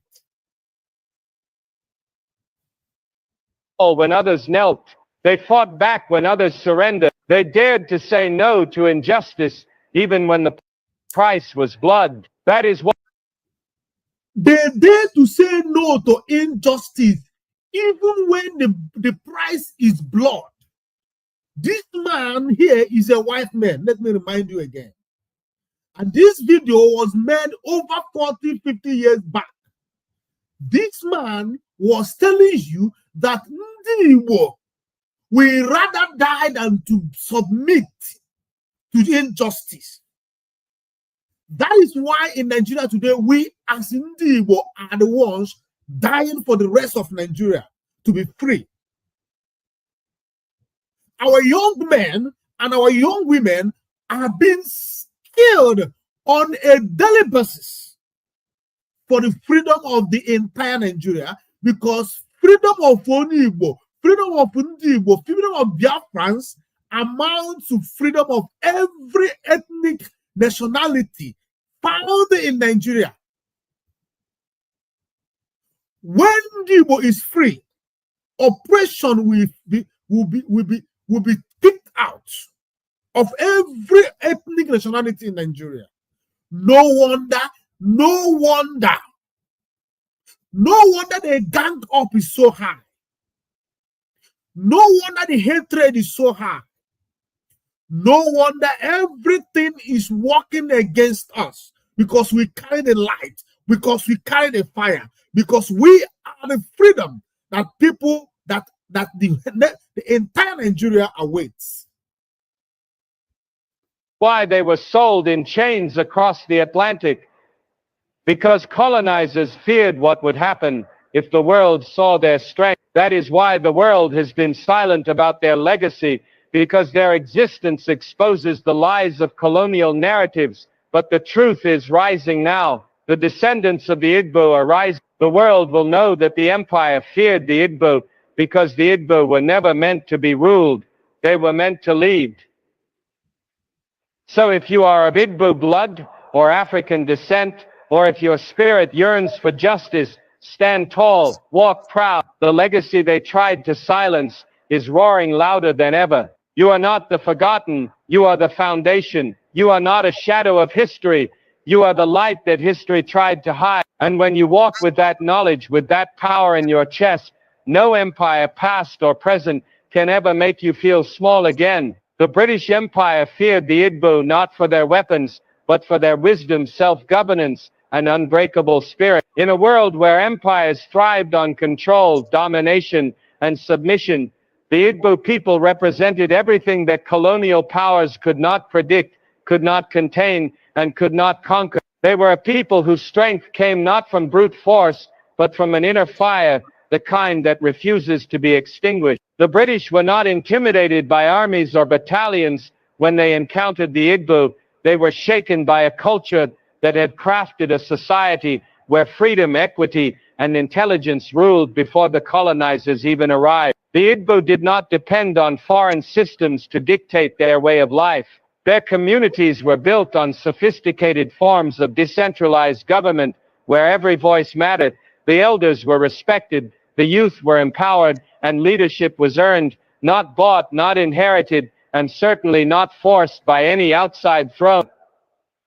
This model of society undermined the very foundation of colonialism, which was built on the lie that Africa needed saving, structuring, and civilizing. But here stood the Igbo, already organized, already advanced, already powerful. Their knowledge of the land, of trade, of spirituality, and of communal governance made them a threat to the imperial narrative.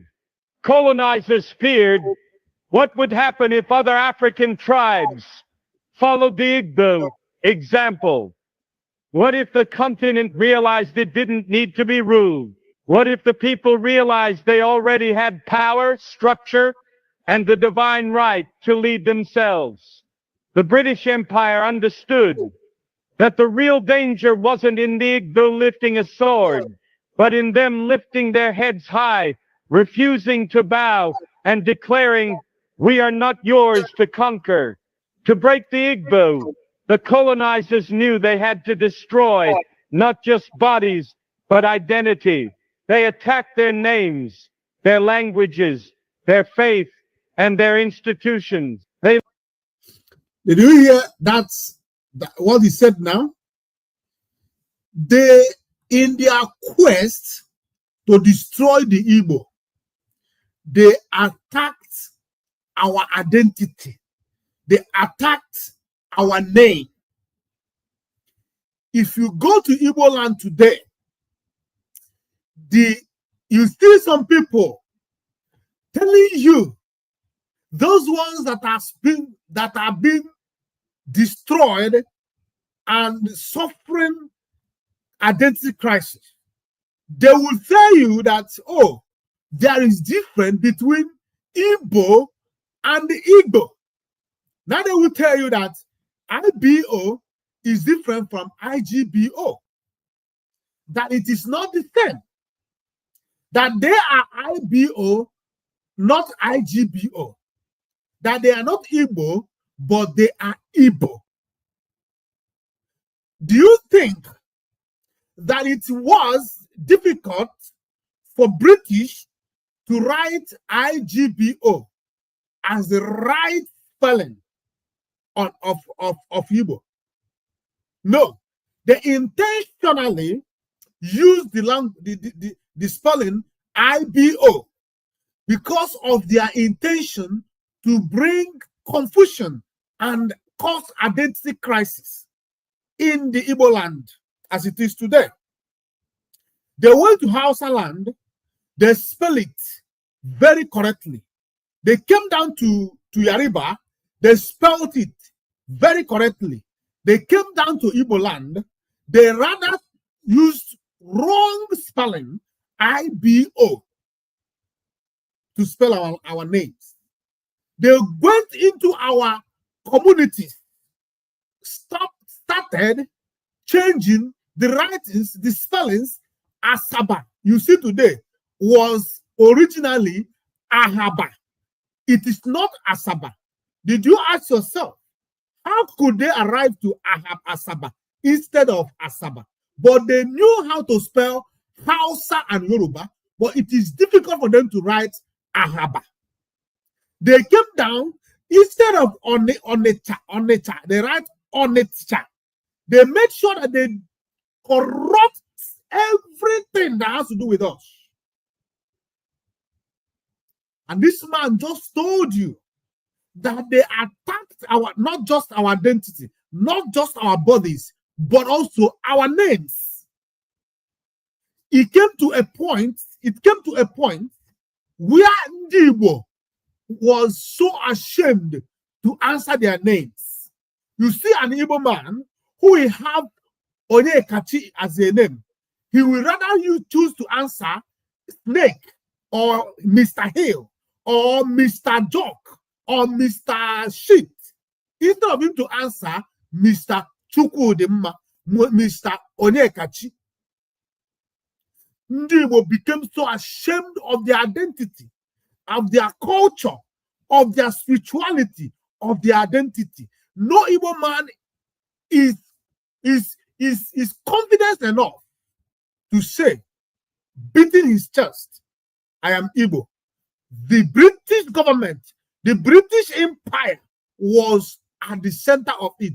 They manipulated our people, they destroyed our culture, they destroyed our spirituality, and today we are trying to revive it. And some people see us as people who are lost. They see us as people who don't know what they are doing. They call us rebel. They label us as troublemakers, resistors, and so on and so forth, because we refused to bow to imperialists, to British colonial empires. We refuse to be cowed, to be enslaved. We refused. And that is why today, the British government of the day planned with Nigerian government to kidnap a Biafran and illegally and extraordinarily rendition him to Nigeria. Today, British government has not officially condemned the evil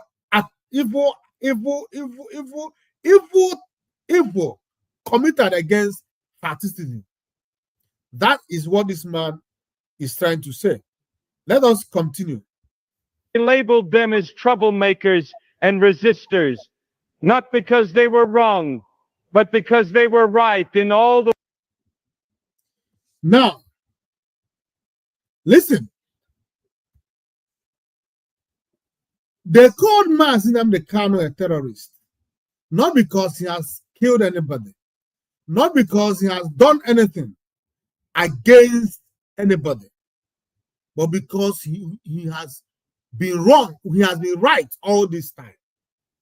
Nnamdi Kanu has been right all this time.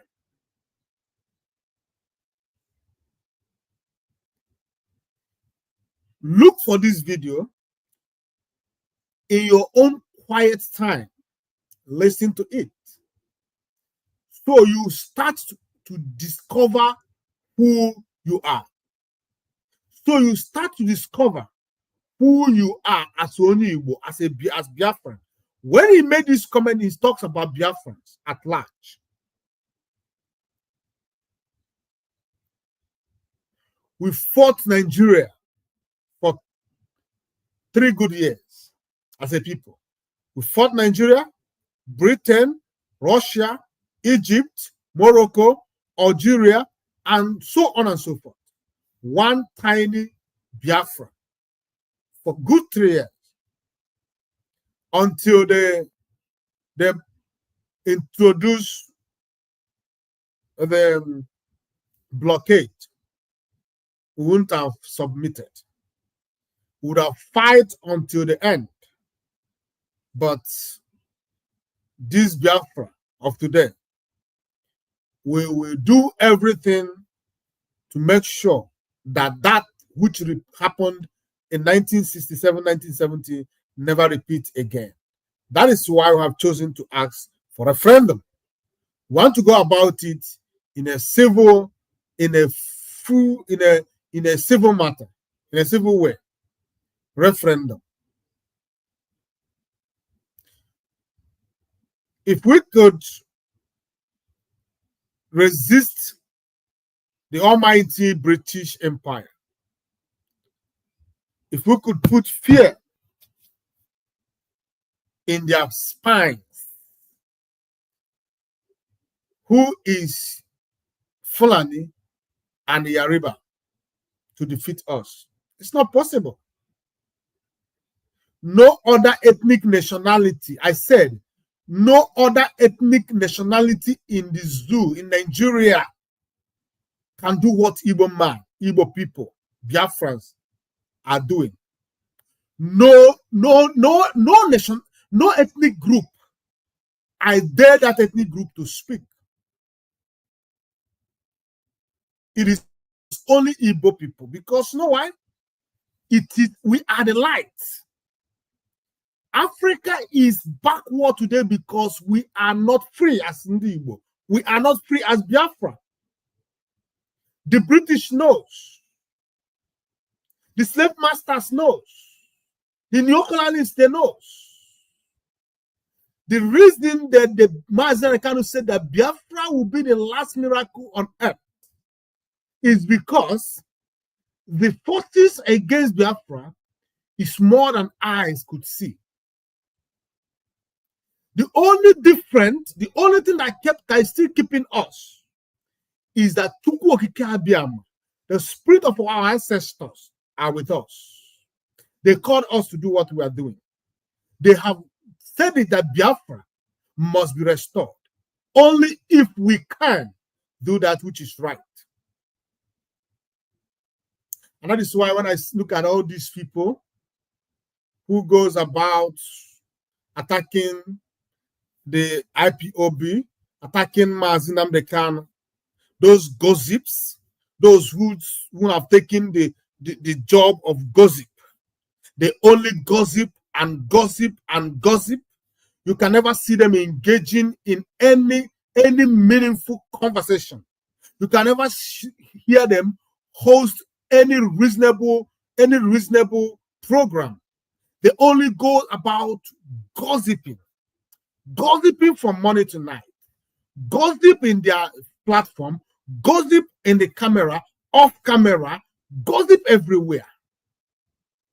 We have very, very serious challenge, and we can only win if we could come together, form a force, and move.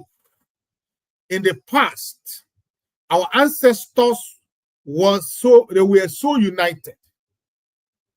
They were so united that they are feared by the British people.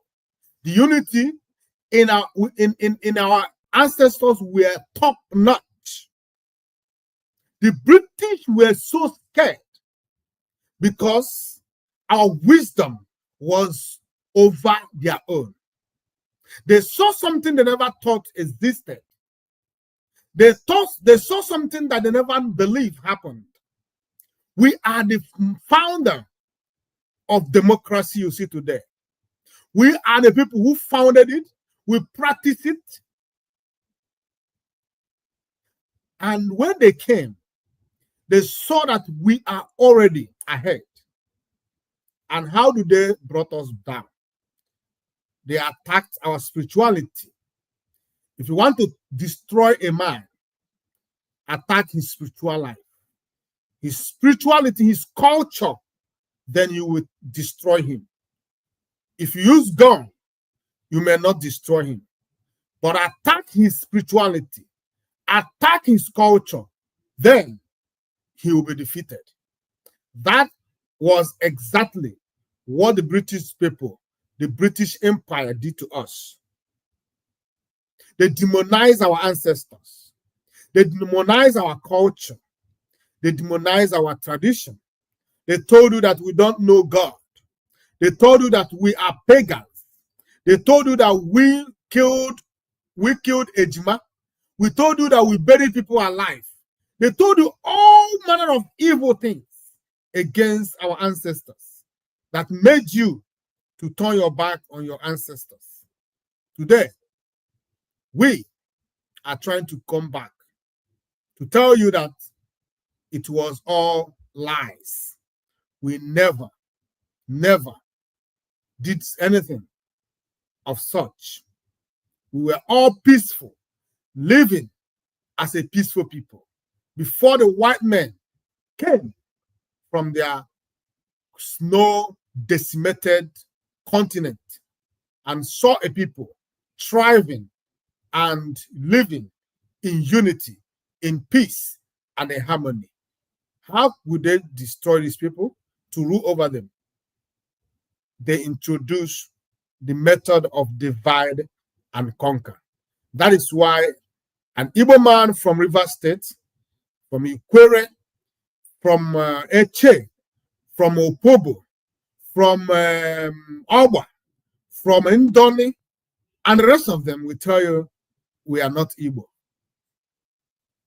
That is why Igbo man from Abo, Ibanke, from all other places will boldly tell you, I'm not Igbo.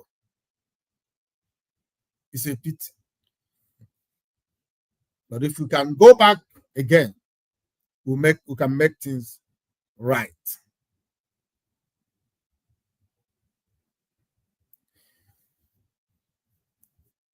At this point, we've come to the conclusion, we've come to the end of this program. I would have loved to continue, but let me end it here. And tomorrow is another day. I thank you for being part of this program. I thank you for your support.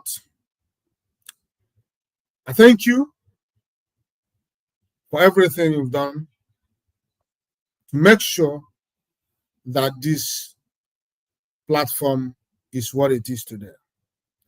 If you have not subscribed to our YouTube page, please go to IPOB Western Cape Media TV.